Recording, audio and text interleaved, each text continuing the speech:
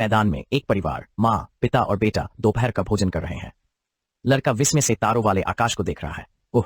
जबकि माँ अपने गिलास की सामग्री आग में डालती है और तंबू की ओर जाती है। पिता लड़के कुछ कोको देता है और जब वह सो जाता है तो वह उसे माँ के पास ले जाता है। सुबह एक और जंगल शिविर में होती है। एक युवा महिला हाथ में पिस्तौल लेकर भोर का स्वागत करती है, लेकिन फिर वैन में लौट आती है, बंदूक को एक बक्से में छिपा देती है और अपने पति के बगल में बिस्तर पर लेट जाती है। वह उसका अभिवादन करता है, उसे नए दिन की शुरुआत पर बधाई देता है और नोट करता है कि उसने एक क्रॉस पहना हुआ है जिसे उसने लंबे समय से नहीं पहना है। रेयान अपनी पत्नी को सूर्योदय देखने के लिए आमंत्रित करता है, लेकिन वह मना कर देती है। इसके बजाय सूर्यास्त देखने का वादा करती है। बाद में वे नाश्ता शुरू करते हैं और होली समझ नहीं पाती कि वह पिछले कुछ घंटों के बारे में इतना भावुक क्यों है, क्योंकि अब इसका कोई मतलब नहीं रह गया है। वह उसे कुछ मिठाइयां देती है जो उसने उसके लिए बचाकर रखी थी और वह उसके साथ कुछ बहुत ही स्वादिष्ट लेकिन बहुत ही अस्वास्थ्यकर चीनी बंस साझा करता है। बाद में रेयान अपनी पत्नी की मां से मिलने का सुझाव देता है क्योंकि अभी भी समय है, लेकिन होली मना कर देती है। वे पहले ही एक दूसरे से सब कुछ कह चुके हैं। बाद में वह आदमी अपने दैनिक कामों में व्यस्त हो जाता है, लगातार गरजते आसमान की ओर देखता रहता है। रेडियो रिपोर्ट करता है कि अधिकारियों को आज कुछ होने की उम्मीद है, लेकिन अभी तक कुछ भी नहीं बदला है। कहानी 7 महीने पहले की है, जब होली और रेयान महिला के दोस्त से मिलने उसके नए प्रेमी ब्रैड से मिलने जाते हैं। पार्टी पूरे जोश में है और परिवार एक दूसरे से खुशी खुशी मिल रहे हैं। रेयान कबूल करता है कि वह व्यवहार अर्थशास्त्र में काम करता है, जिस पर ब्रैड बताता है कि वह अंतरिक्ष का अध्ययन करता है।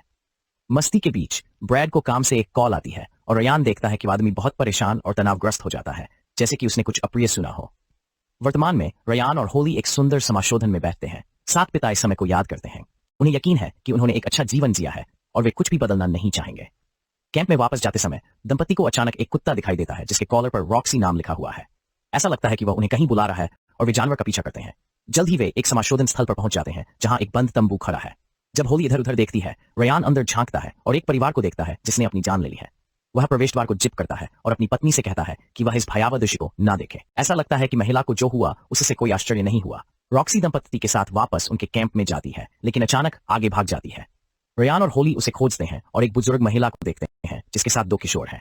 कार्ला रॉक्सी और उसके मालिकों को अच्छी तरह जानती है और सोचती है कि दंपति उनके साथ रहता है, लेकिन वह आदमी दुखद समाचार सुनाता है जिससे बुजुर्ग महिला को कोई झटका नहीं लगता। वह इस बात पर दुखी होती है कि हर कोई मुश्किल समय से अपने अपने तरीके से निपटता है। वह दिवंगत परिवार की आत्माओं के लिए प्रार्थना करने की पेशकश करती है।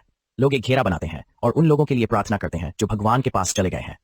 इसके बाद कार्ला जोड़े को अपने वन शिविर के अन्य निवासियों से मिलने के लिए आमंत्रित करती है। उनमें से बहुत से हैं और वे कभी उबते नहीं हैं।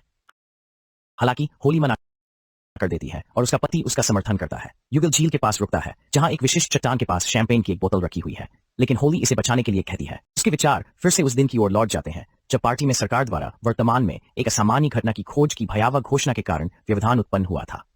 होली झील में तैरती है, आसपास की प्रकृति की सुंदरता का आनंद लेती है और आकाश को निहारती है। अचानक कोई उसे पकड़ लेता है और पानी के नीचे खींच लेता है, लेकिन यह रेयान निकलता है जिसने अपनी पत्नी के साथ शरारत करने का फैसला किया था। जब युगल गले मिलते हैं तो पास में चीख पुकार सुनाई देती है और एक और युवा युगल पानी में कूद जाता है। बाहर निकलने के बाद वे खुद को जीन और गैब्रिएला के रूप में पेश करते हैं और पूछते हैं कि क्या वे अपने मछली पकड़ने के उपकरण उधार ले सकते हैं। होली और रेयान के विपरीत वे हाल ही में आए हैं और शहर में जीवित रहने की कोशिश कर रहे थे, लेकिन चीजें योजना के अनुसार नहीं हुई। होली और रेयान अपने नए परिचितों को अलविदा कहते हैं और शिविर में वापस चले जाते हैं, जबकि अन्य लोग मछली पकड़ना शुरू करते हैं। बाद में रेयान आग जला रहा होता है जब जीन और गैब्रिएला ताजी पकड़ी गई मछलियों के साथ लौटते हैं और साथ में दोपहर का भोजन करने पर जोर देते हैं। रेयान को नए लोगों के बीच थोड़ा असहज महसूस होता है, लेकिन ये जानकर कि जॉन एक प्रोग्रामर है वह थोड़ा शांत हो जाता है। होली गैब्रिएला को बताती है कि वे 5 साल से साथ हैं और साथ ही बूढ़े होने की उम्मीद कर रहे थे, लेकिन अफसोस दोपहर के भोजन के बाद जीन और गैब्रिएला अलविदा कहते हैं। जोड़े को उनके सम्मानजनक व्यवहार के लिए धन्यवाद देते हैं, ये देखते हुए कि हाल की घटनाओं के मद्देनजर कई लोग काफी बदल गए हैं। होली उन्हें जाते हुए देखती है और याद करती है कि कैसे खबर सुनने के बाद उसने तुरंत अपनी मां को फोन करने की कोशिश की, लेकिन वह नहीं कर पाई। बहुत से बाहर था और सड़कों पर अराजकता पहले ही शुरू हो चुकी थी। वर्तमान में कार्ला के पोते रेयान और होली के शिविर में आते हैं। उन्हें जंगल के साधुओं के साथ रात के खाने के लिए आमंत्रित करते हैं, लेकिन दंपति फिर से मना कर देते हैं। अपने बचे हुए समय का एक भी पल बर्बाद नहीं करना चाहते। बाद में दिन में रेयान अपने छोटे से बगीचे की देखभाल कर रहा होता है जब वह अपनी पत्नी की चीख सुनता है। ट्रेलर में भागते हुए वह छत में एक छोटे उल्कापिंड द्वारा छेदा हुआ एक छेद देखता है। वे बाहर निकलते हैं और एक धातु के बर्तन को देखते हैं जिसमें छेद साफ साफ किया गया है। जोड़े को एहसास होता है कि यह शुरू हो चुका है। रेयान के होली की मां के पास जाने के सुझाव के बावजूद वह उसे रुकने के लिए कहती है। एक गीत के बोल याद आते हैं कि कैसे पहले मिलना अच्छा होता ताकि वे एक दूसरे से लंबे समय तक प्यार कर सकें। उसका पति उसे गले लगाता है, अपने आंसू छिपाता है। उसे याद है कि कैसे टीवी पर पहली रिपोर्ट ने घोषणा की कि क्षुद्रग्रह 14 अक्टूबर को आधी रात से ठीक पहले पृथ्वी पर हमला करेगा। वैज्ञानिक आजकल ऐसी आपदाओं की भविष्यवाणी कर सकते हैं, लेकिन इस बार 2 बड़े पिंड आपस में टकराकर कई टुकड़ों में बिखर गए, जिनमें से एक सीधे पृथ्वी की ओर बढ़ रहा था। हालांकि कुछ लोगों का कहना है कि बचने की संभावना है, लेकिन ये क्षुद्रग्रह उस क्षुद्रग्रह से 3 गुना बड़ा है जिसने डायनासोर को खत्म कर दिया था। यह संभावित रूप से मानवता का अंत है। अंत से कुछ घंटे पहले लाखों छोटे टुकड़े वायुमंडल से होकर गुजरेंगे, जिससे एक शानदार प्रकाश शो बनेगा।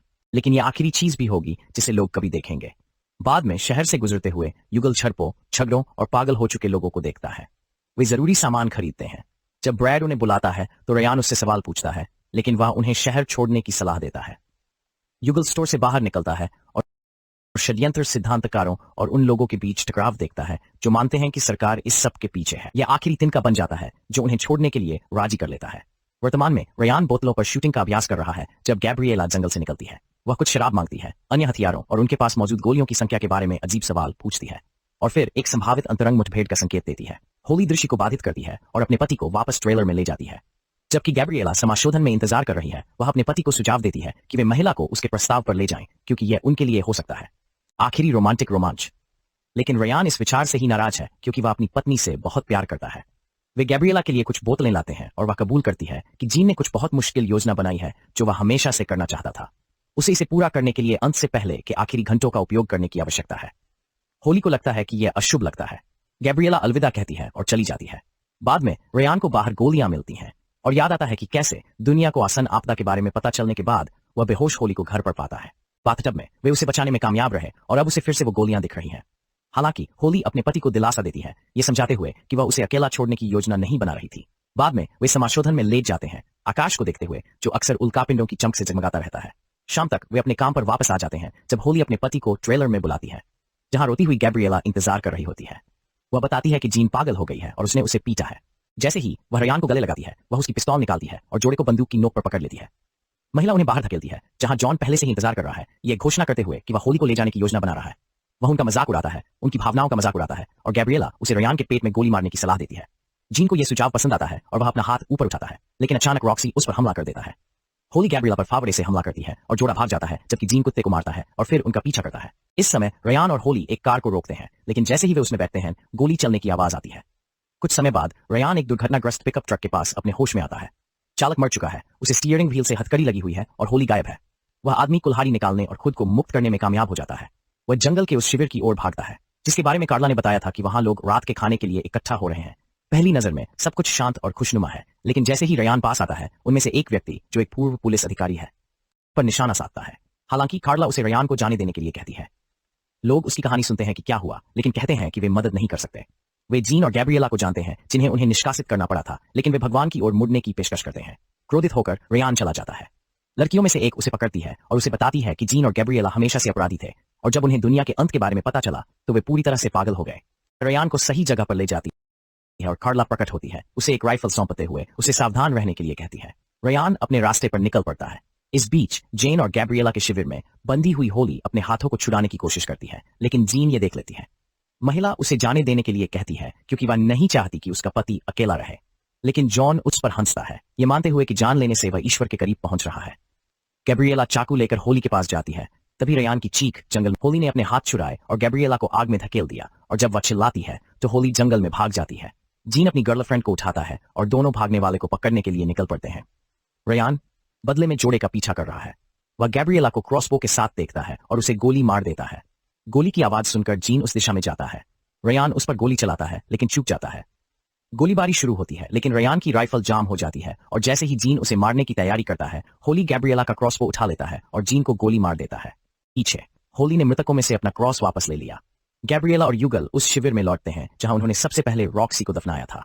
वे नहाते हैं, ऊपर से गड़गड़ाहट सुनते हैं और आग की लपटें देखते हैं। फिर आखिरी बार वे प्यार करते हैं। इस बीच जीन को होश आ जाता है और वह रेयान और होली के शिविर की ओर बढ़ जाता है। आसमान उल्काओं से तेजी से जगमगा रहा है। युगल शैंपेन की कीमती बोतल को वापस पाने के लिए झील की ओर जाता है और दुनिया के अंत का सम्मान के साथ सामना करता है। लेकिन जैसे ही रेयान इसे बाहर निकालता है, जॉन उस पर हमला करता है, चाकू को उसके सीने में घोंप देता है और मरते हुए आदमी को पत्थर के पास छोड़ देता है। जीन होली को पढ़ लेती है, लेकिन वह छूट जाती है। वह जंगल के शिविर में भागती है, जहां वह सभी निवासियों को मृत पाती है। होली टेंट की तलाशी लेती है, पूर्व पुलिस वाले की बंदूक टूटती है और हत्यारे से मिलने के लिए बाहर निकलती है, जो वहां भी है। लेकिन जीन ताकत खोते हुए अब उसका पीछा नहीं कर सकती और महिला चली जाती है। आदमी एक मेज पर बैठता है और जहरीले भोजन का नमूना लेता है, जबकि होली अपने पति की ओर तेजी से भागती है। वह उसे गले लगाने में कामयाब हो जाती है, जबकि वह अभी भी जीवित है और जैम गिर जाता है और आकाश को देखते हुए मर जाता है। युगल चुंबन करते हैं, देखते हैं कि एक विशाल जलता हुआ क्षुद्र ग्रह ऊपर से उड़ता है और पृथ्वी एक विस्फोट में गायब हो जाती है। निर्देशक की अवधारणा दिलचस्प है, लेकिन निष्पादन में कमी है। नारक की कमी है कयामत, क्योंकि कहानी में विवरण का अभाव है, इसलिए इसमें भागीदारी की भावना नहीं है और इसलिए कोई सहानुभूति नहीं है। दुनिया के अंत से दर्शकों को डराने की कोशिश के बावजूद यह वास्तविक नहीं लगता।